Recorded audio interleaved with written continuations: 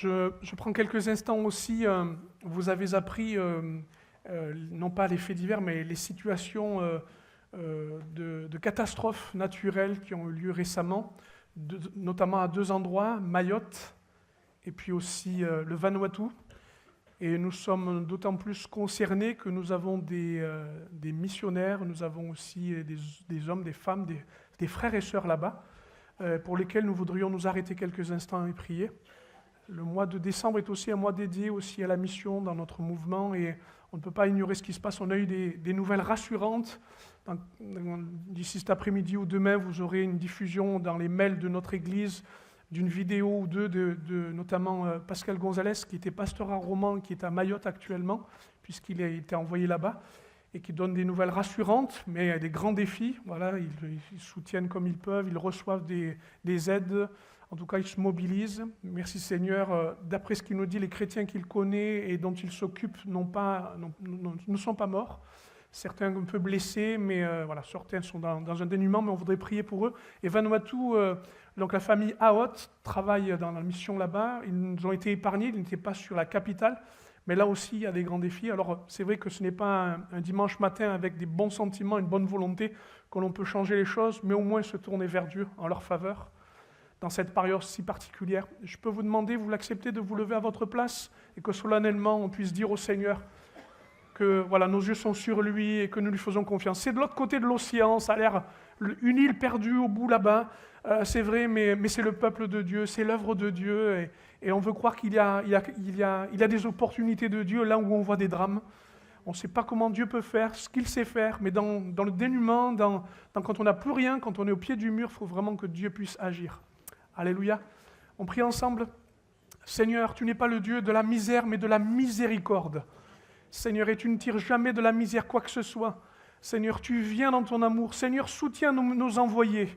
Bénis Pascal, son époux, Seigneur. Bénis ce travail qui se fait avec le missionnaire de l'île de la Réunion aussi. Bénis-les, Seigneur, nous te le demandons au nom de Jésus. Nos yeux sont sur toi pour eux, afin que tu agisses pour eux. Seigneur, tu es leur soutien. Merci d'avoir garanti leur vie, de les avoir préservés. Nous prions pour la famille Aot, mon Dieu, pour tout ce qui bouleverse ce monde et actuellement ces vies, Seigneur. Des gens dans le deuil, des gens démunis, Seigneur. Nous te prions que, mon Dieu, l'amour triomphe dans ce moment, que quelque chose de Dieu soit donné. Tu vois combien c'est important, Seigneur. Là où c'est vrai, Seigneur, il y avait déjà des douleurs et des peines. Nous croyons que, mon Dieu, ta parole peut avoir accès maintenant. Que, Seigneur, mon Dieu, si tout est mis à terre, c'est maintenant le moment de marcher pour que tu les rejoignes. Nous te le demandons. Mon Dieu, nous prions pour les soins qui seront apportés, médicaux, financiers. Seigneur, mon Dieu, de tous côtés. Que ta grâce soit là, nous te le demandons au nom de Jésus. Amen. Amen. Gloire à Dieu. Merci d'y avoir prêté attention et pourquoi pas, dans votre temps de prière personnelle, d'y penser, de vous en inquiéter, afin que Dieu puisse continuer d'agir. Gloire à Dieu. Très bien, on ouvre la Bible ensemble, vous voulez bien? Le thème partagé est le suivant, nos relations au moment de Noël. Et ma question qui est devant vous est celle-ci, quel sera votre réveillon de Noël? Alors, ne me racontez pas votre vie, mais... Alors, est-ce que ce sera le réveillon? Tu peux le mettre? Vas-y. Idéal. La famille Nutella. Les dents sont blanches, les enfants sont bien peignés, la table est mise, tout est bien organisé, tout est cuit à temps, les cadeaux sont merveilleux, tout va bien, tout coule, tout est génial. C'est Noël, c'est l'esprit de Noël, c'est magique, tout va bien, tout le monde s'aime. Est-ce que c'est celui-là votre Noël? Non, c'est pas celui que vous regardez là sur les chaînes avec toutes ces belles séries. La magie de Noël, l'amour de Noël, l'esprit de Noël. C'est fou, hein? C'est la période où on nous dit, ça y est, tout devient possible. Tout le monde est gentil, tout est mignon. Eh non, oui, tu as raison. Hein? On voudrait un Noël idéal. Enfin, c'est quoi un Noël idéal? C'est un Noël commercial. Enfin bon, je m'arrête là. Alors lequel? Vas-y, continue. Un Noël plutôt tendu. Parce que c'est souvent les rencontres de famille. Et on ne choisit pas sa famille. On est d'accord? On ne la choisit pas. Mais on l'aime quand même. On l'aime quand même. Et Les Noëls, ça peut être aussi compliqué que les plans de table au mariage. Ça peut être très compliqué. Parce que si on met un tel avec un tel à côté, et qu'il parle politique, mes amis, le Noël, il est foutu. Hein. Vous connaissez ça? Ça peut être tendu, les Noëls. Ça peut être tendu parce qu'il y a de la pression. Il faut que les cadeaux correspondent aux attentes. Et il y en a un qui est tendu, c'est moi, je vous le dis. Hein. C'est ça, Noël? Tendu, parce qu'il faut que ça fonctionne. Tendu, parce qu'il faut que tout le monde s'entende. Tendu, parce qu'il faut que le menu plaise à tout le monde. Eh oui, pas facile. Là, je suis en train de vous vendre un Noël qui est difficile. Hein. Noël gourmand. Alors ça, par contre, en France, je ne sais pas, mais on est champion. Hein. Ça, c'est. Alors là, les réveillons sont réussis. Je ne vais pas aller à votre table, hein, mais je suis sûr que vous avez fait des choses incroyables. Et je sais que vous y prêtez une particulière attention. Je ne sais pas, mais nous, aimer, c'est bien manger. C'est donner quelque chose de bon et d'agréable à manger. On est tous d'accord? Et quand moi je suis à la table et que ma mère me dit « j'ai fait ci, j'ai fait ça », je suis le plus heureux. Parce que c'est ça l'amour. L'amour, c'est le Noël gourmand. Bon, après, il faut faire attention. Hein. Mais est-ce que Noël, c'est une bonne table seulement? Est-ce que c'est bien manger? Est-ce que c'est se dire « ah, c'est déjà fini? On attend l'année prochaine ». Quel sera votre Noël? On peut continuer? Puis il y a le Noël qui est plus dur pour certains. C'est de vous dire que la vie de famille, c'est une chose compliquée ou une chose inconnue. Et que c'est comme s'il fallait vous rappeler qu'à ces Noëls-là, vous êtes à part. Que vous pouvez jalouser ou envier ceux qui ont une famille et qui vivent ça en famille. Parce qu'en fait, si on regarde bien dans la Bible, il n'y a aucune recommandation à Noël. On ne nous dit pas ce qu'il y a à faire. Vous n'avez pas, comme la Pâque, des choses précises, pas de fête. On a une tradition, on a une culture. On est d'accord avec ça. Et chacun a la sienne, à sa façon. Mais en fait, on n'a pas d'indication précise. Parce que le Noël tel qu'il est aujourd'hui est une tradition qui vient de loin, d'accord? En fait, c'est quand, à un moment donné, on a associé des anniversaires avec des anniversaires. C'est-à-dire que les Romains se sont dit, c'est la solstice, c'est-à-dire que c'est la fin du soleil déclinant, c'est le soleil qui va reprendre maintenant, du temps, qui va revenir prendre plus de lumière dans... voilà, la nuit va s'arrêter et c'est le jour qui reprend, c'est le soleil invaincu. Les Romains ont dit ça, et puis les chrétiens ont dit, c'est aussi la naissance de Jésus. On met les deux ensemble, tout le monde est content, on y va. Voilà. Alors aujourd'hui, la question c'est, est-ce qu'il faut se fêter Noël ? Oui. Il y a des convaincus, alors on ne va pas se diviser là-dessus.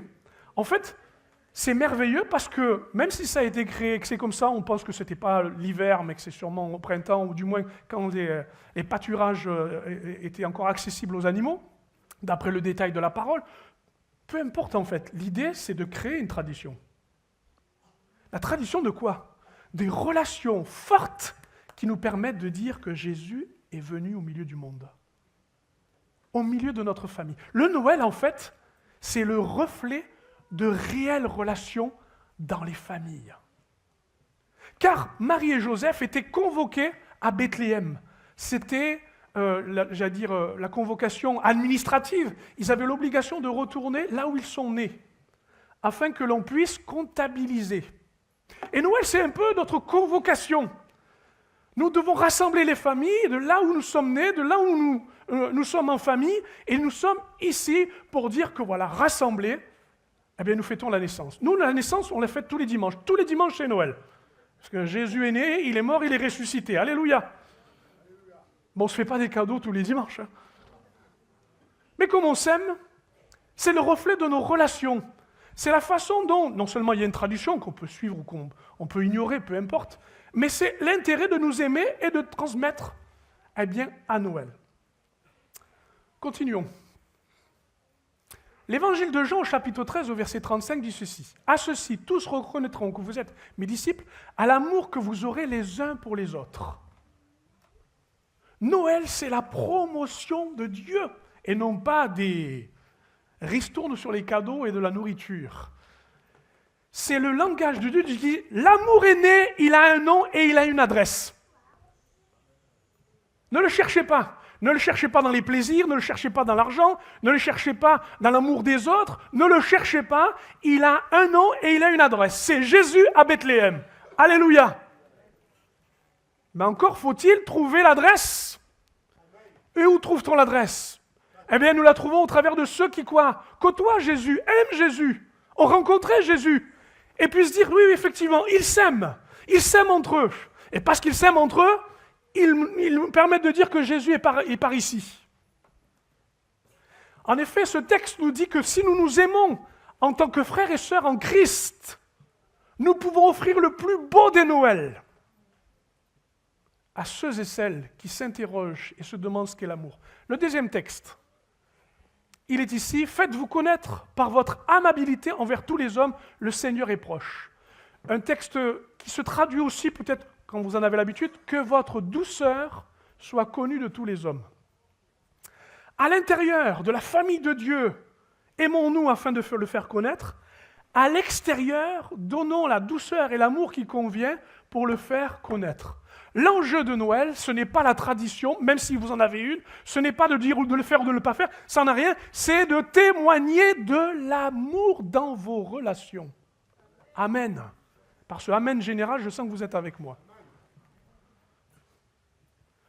Sauf que c'est difficile d'apporter aux siens et à sa famille l'amour de Jésus, de témoigner de Jésus chez les siens. Quand la tradition et les habitudes ont fait que c'est Noël, et puis c'est Noël, quoi. Vous me suivez? Parce que quand on regarde le texte et l'histoire du texte, la venue de Jésus n'a pas été une chose facile. Pouvoir aimer, témoigner dans les relations à Noël, c'est une belle chose, mais le texte nous dit ils sont arrivés et il n'y avait pas de place. On regarde le texte ensemble, vous voulez bien? Tu peux le mettre? Durant leur séjour, Luc 2,6, à Bethléem, arriva le moment où Marie devait accoucher. Elle mit au monde un fils, son premier-né. Elle lui mit les langes et le coucha dans une mangeoire parce qu'il n'y avait pas de place pour eux dans la pièce réservée aux hôtes. Comment peut-on témoigner et aimer, apporter Jésus quand on ne nous laisse pas la place? C'est le texte qui le dit.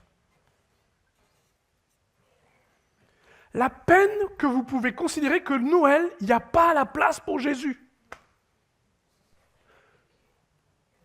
Marie, Joseph tape aux portes.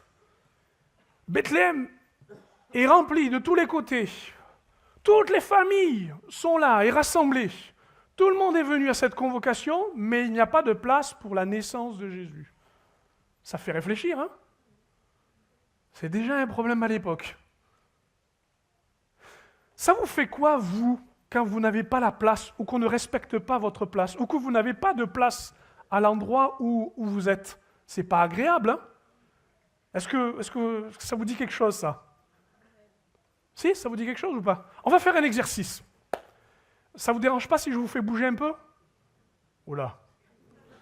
Que tout le monde se décale d'une place à gauche.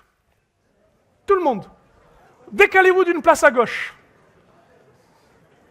Tout le monde. Ok. Asseyez-vous à la place que vous avez prise. Super. C'est bon? Alors, il y a un souci. Regardez bien ceux qui sont restés debout. Il y en a qui ont triché, se sont précipités sur la chaise de l'autre côté. Dites-moi, nos chers frères et sœurs, quel est votre sentiment d'être debout alors que tout le monde est assis? Pas très... Ouais, super, agréable. Que tout le monde vous regarde. Hein, c'est pas agréable du tout, hein? Bon, allez, remettez-vous de l'autre côté, allez, laissez-leur une place. Super.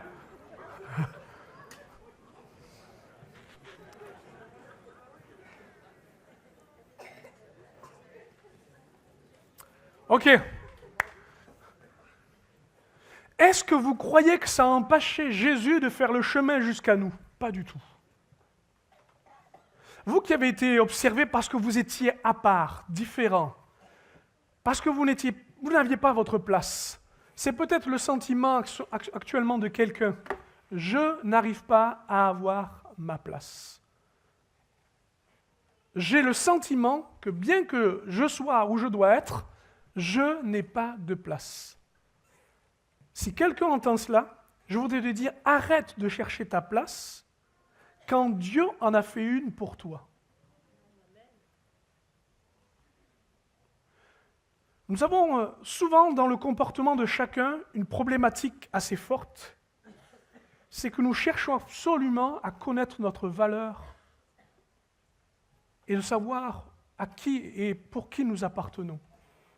C'est une quête qu'il faut arrêter tout de suite, que Noël, ce Noël-là, vous donne enfin la réponse. Vous êtes aimé de Dieu, vous êtes dans le cœur de Dieu, vous êtes dans la main de Dieu, vous êtes dans le plan de Dieu. Pourquoi ? Parce que Jésus est venu pour ça. Puisqu'on n'a pas fait de place, il s'est fait une place au milieu des hommes. Dans une mangeoire s'il le fallait, dans une étable, peu importe, quel que soit l'endroit, il fallait qu'il y soit. Parce que même si ce n'est pas la belle table décorée, avec le beau sapin et tout ce qu'on peut imaginer, même s'il n'y avait pas tout cet endroit, il est quand même venu au milieu des hommes. Voilà pourquoi il est important que vous cherchiez que dans le cœur de Dieu, dans ses mains, dans son plan, vous y soyez aussi. Arrêtez de chercher un Noël qui se conforme à votre idée et à vos représentations et à vos valeurs, à vos traditions. Ça ne sert à rien, mes amis. Écoutez bien ce que dit l'Épître aux Romains et pesez et portez chaque mot de cette parole.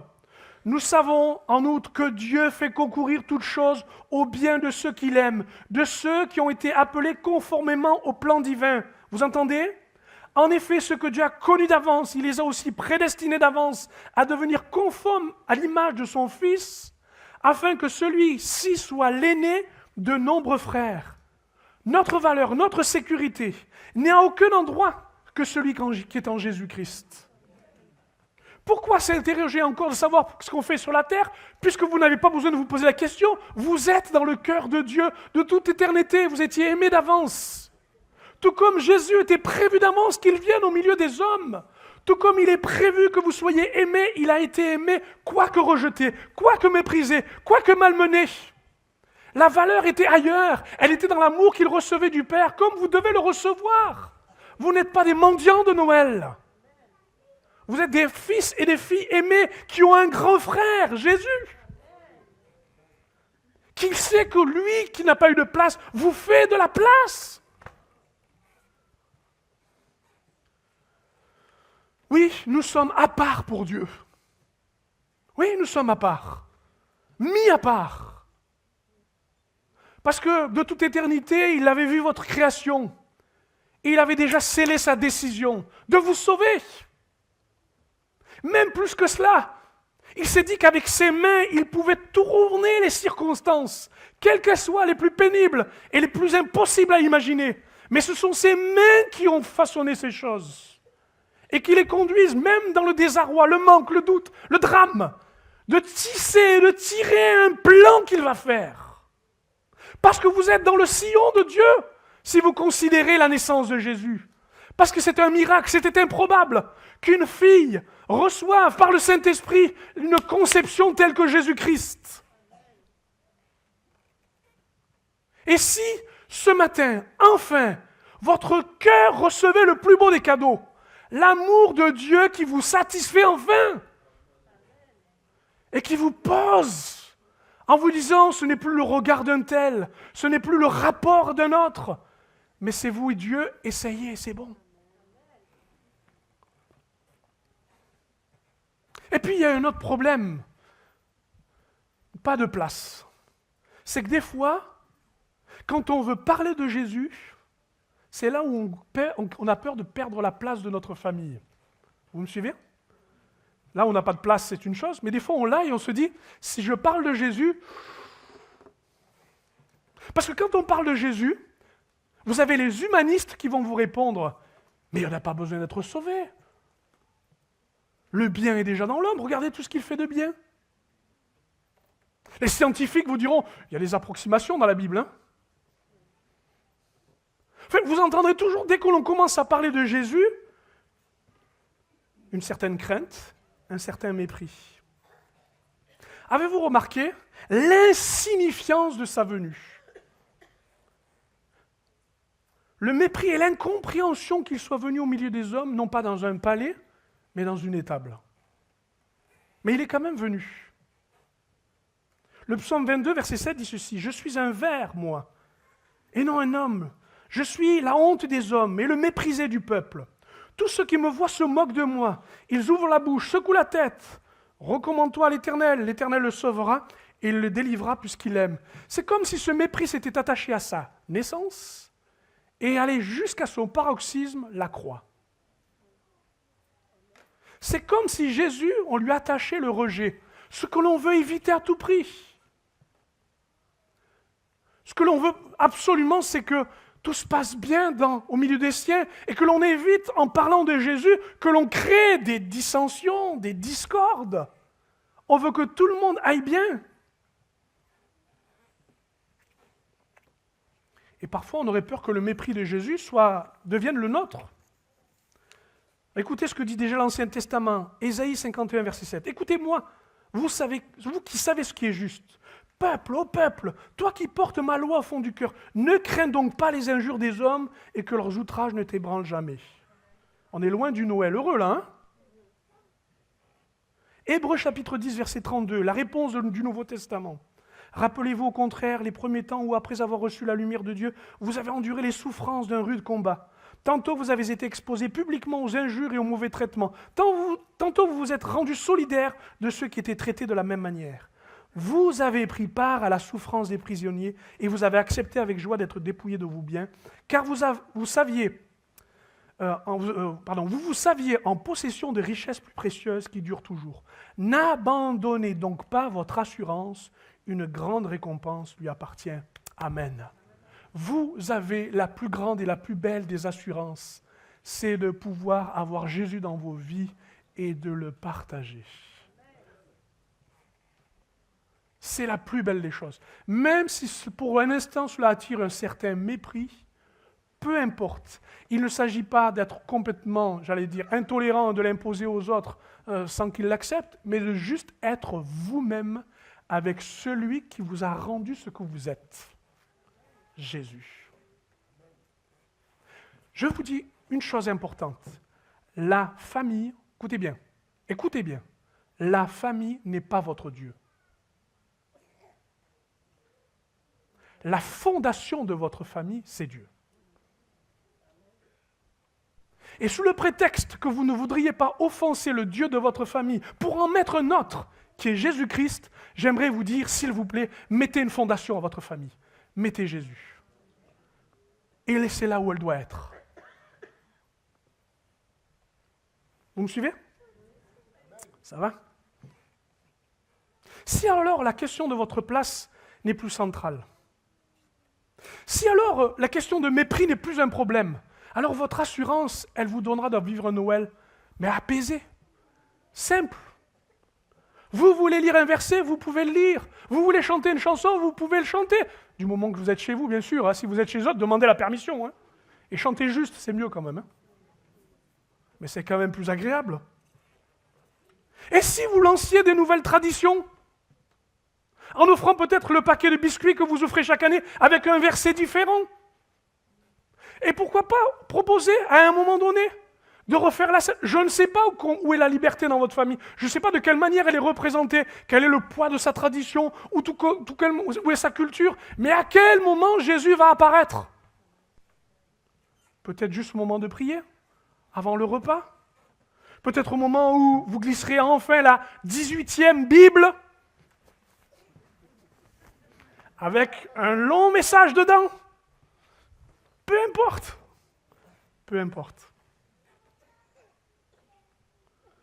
Est-ce que vous vous rendez compte que le Dieu qui fait fleurir les déserts, qui vide les tombes, qui fait déborder les chambres hautes de femmes apeurées qui sont sorties annoncer l'Évangile, il donne naissance dans une crèche au Fils de Dieu pour éclairer le monde.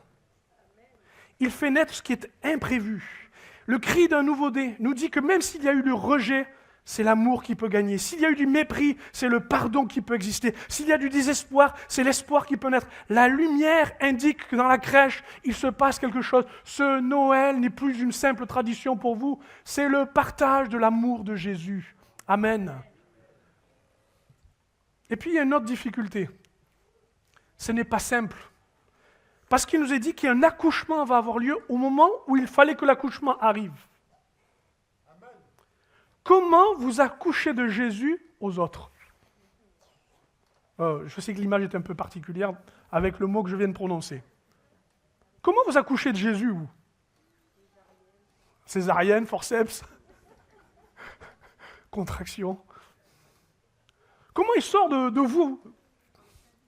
Par le Saint-Esprit. Ouais. Écoutez bien. Comment une conception surnaturelle, on est d'accord que c'est surnaturel. Marie est vierge. Dites amen à ça, s'il vous plaît. Ah, ouais. Vous me rassurez là. Marie est vierge. Mais l'accouchement, il est naturel. On est d'accord. Conception surnaturelle, accouchement ou délivrance naturelle.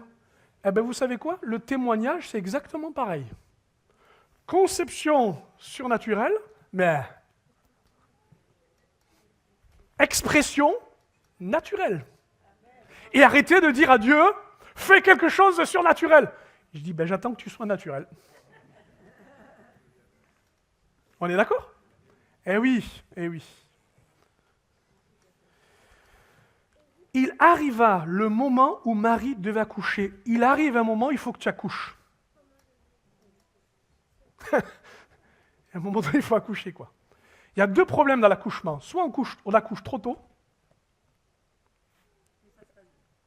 mais ça peut bien se passer. Ou on accouche trop tard. Trop tard. En fait, Dieu a prévu que Marie, de manière, j'allais dire, certaine et naturelle, puisse accoucher. Le timing de l'esprit qui correspond au timing aussi de notre nature. C'est possible, mes amis, quand Dieu veut décider et quand Dieu est dans sa capacité de le laisser capable en vous pour manifester ce qu'il veut dire, ce qu'il veut faire, ce qu'il veut montrer. L'esprit qui a couvert Marie, qui l'a conduite dans ses frayeurs par un ange qui lui a adressé ce qui allait se passer, qui a accouché à terme. C'est l'Esprit même qui a conduit Jésus à non seulement naître, à être revêtu, équipé, à ressusciter. Ce même Esprit est en nous, alléluia. Et ce même Esprit peut-être contrarie et crée des contractions en vous parce que vous avez besoin de dire quelque chose de la part de Jésus. Amen. Eh oui. L'amour des entrailles. Parce que là, ce sont les entrailles qui parlent. Et l'amour des entrailles, c'est celui qui va au-delà du langage, mais qui montre un Jésus réel. Je t'aime non pas parce que je veux absolument que tu sois comme je le pense, un vrai chrétien, mais je t'aime parce que Jésus t'aime au travers de moi. Amen. Il faut savoir aussi que l'accouchement, l'enfant, nous dit le texte, c'est très précis, il est dans les langes. L'enfant qui est né est viable. On n'a pas donné un Jésus, débrouille-toi avec, quoi. Tu sais, on a dit, j'ai dit le verset, tu te débrouilles avec. Mais il y a dans le travail du témoignage, ce service auquel nous sommes attachés, celui d'être au service de sa parole, qui est celui de pouvoir non seulement témoigner des sentiments qui sont de Jésus, mais aussi de ses paroles, pour que le Jésus qui vient de naître soit le vrai Jésus. Le Jésus qui, dans ses langes, va grandir dans la vie de quelqu'un. Le Jésus que vous avez, que vous donnez parce que vous accouchez, il faut couper le cordon ombilical. Parce que vous donnez à l'autre, et l'autre va le prendre et va le faire vivre. Est-ce que tout le monde me suit? Ou c'est moi qui suis perdu là? Bon, ok.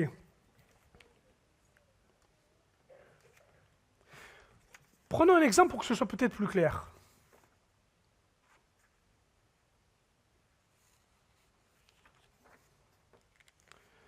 Quand je regarde l'évangile de Luc au chapitre 24, je cherche mon passage. Au verset 13, il nous est dit que des hommes étaient en chemin quittant Jérusalem vers Emmaüs. Et ils étaient dans la tristesse parce qu'ils savaient que Jésus était mort. Et on leur avait dit qu'il était ressuscité, mais ils n'arrivaient pas à le comprendre. Vous me suivez? Et il nous est dit qu'à un moment donné, Jésus va marcher avec eux. Le même jour, 2 disciples se rendaient au village d'Emmaüs, une douzaine de kilomètres de Jérusalem. Ils s'entretenaient de tous ces événements pendant qu'ils échangeaient ainsi leurs propos et leurs réflexions. Jésus lui-même s'approcha d'eux et les accompagna. C'est ce qui m'intéresse. En fait, ce qui est bon avec Noël, ce qui est bon avec la relation, c'est que déjà, on se rapproche les uns des autres. Et l'on marche ensemble, et l'on est ensemble. Et c'est dans ce chemin-là de la relation que Jésus peut commencer à naître. C'est de prendre du temps. C'est d'être en relation simple.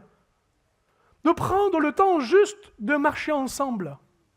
Et c'est de là que la naissance de celui qui ensuite va se révéler au cœur de ces hommes va venir. Pourquoi? Parce que ce qui se poursuit, c'est la connaissance. Quand il entend ce qu'il dit, homme sans intelligence, vous êtes là à croire ce que les prophètes avaient annoncé. Le Christ devait souffrir toutes choses et maintenant, il est entré dans sa gloire. Et il commence par les livres de Moïse, parcourt ceux des prophètes, et il explique ce qui le concernait dans les Écritures. Voilà où est le cœur aussi de l'accouchement de Jésus. C'est bien de vouloir dire aux autres qu'il faut qu'ils aient besoin de Jésus, mais est-ce que vous savez l'expliquer dans la Bible? Est-ce que vous connaissez les versets importants dans lesquels il faut vous trouver et pas dire c'est écrit quelque part? Parce que si quelqu'un vous le demande et que vous êtes là en faisant « j'appelle mon pasteur », j'appelle un ami, un joker. C'est cette capacité de rendre vivant Jésus et de savoir le trouver. Dans quel passage? Avez-vous déjà fréquenté le lieu où vous voulez amener les autres? À Bethléem, là où ça a accouché? Savez-vous comment dire comment quelqu'un est pécheur? Est-ce que vous savez? Je pose ça m'agace.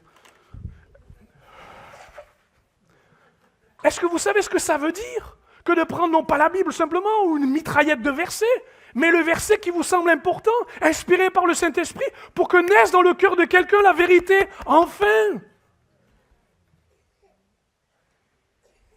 Avez-vous déjà combattu en esprit dans la prière? Vous voyez l'enjeu que quand vous prenez ce repas, vous allez faire une prière, et cette prière va être peut-être le seul message de salut pour quelqu'un? Que vous allez offrir quelque chose et laisser un petit mot qui n'a rien de rien, mais qui est une révélation dans le cœur de quelqu'un. Mais pour cela, il faut aimer, et trouver, et chercher, et fréquenter la parole. S'il vous plaît, ne faites pas simplement un lien à quelqu'un pour l'envoyer sur Internet. Écoute ça, regarde ça, mais incarne-le toi-même. Sois une Marie qui enfante. Un Jésus qui a besoin de vivre et de naître, qui a quitté son cordon ombilical de ma vie, mon Jésus qui me parle, mon Jésus qui m'aime, mais ce Jésus-là veut être dans le cœur de quelqu'un d'autre.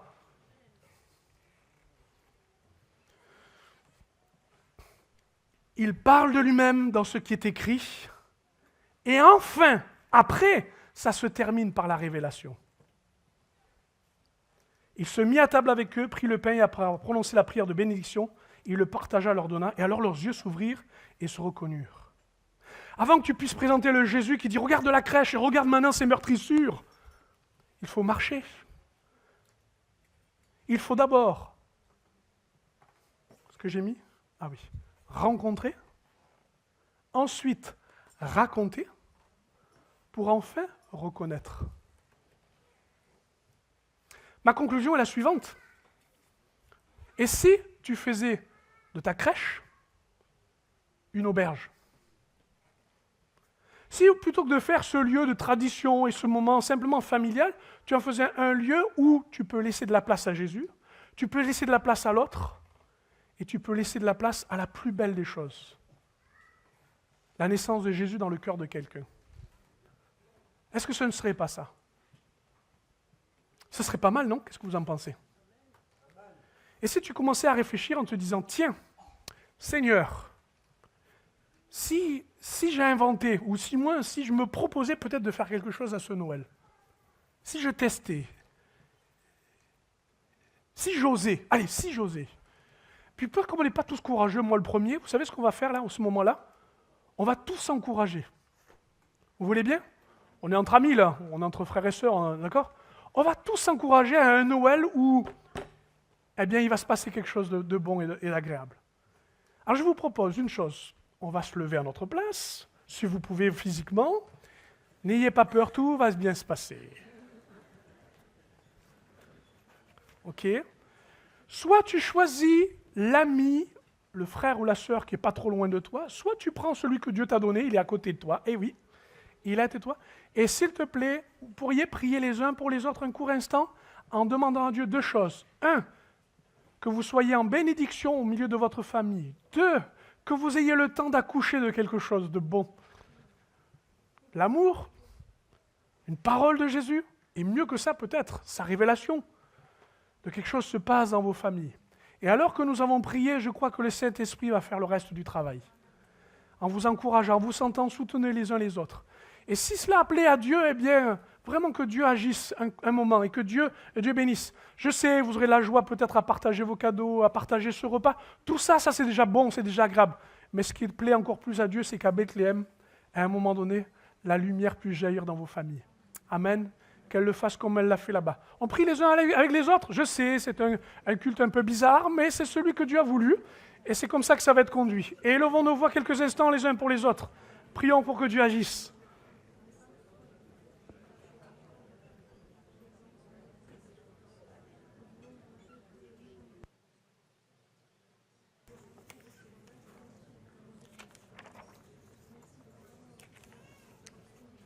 Merci Seigneur.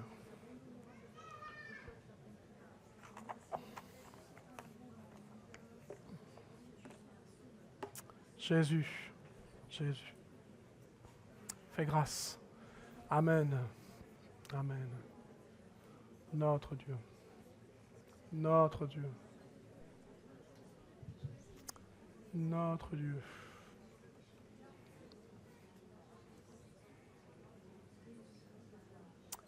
Alléluia. Jésus.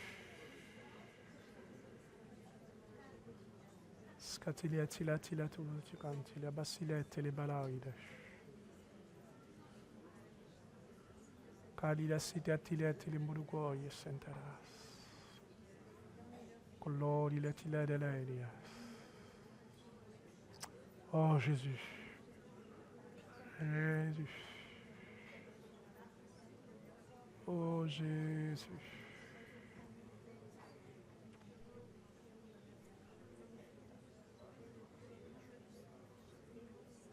Amen.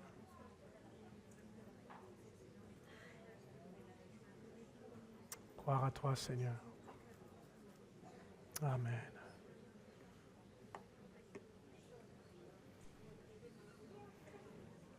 Merci, Seigneur. Gloire à toi, Jésus.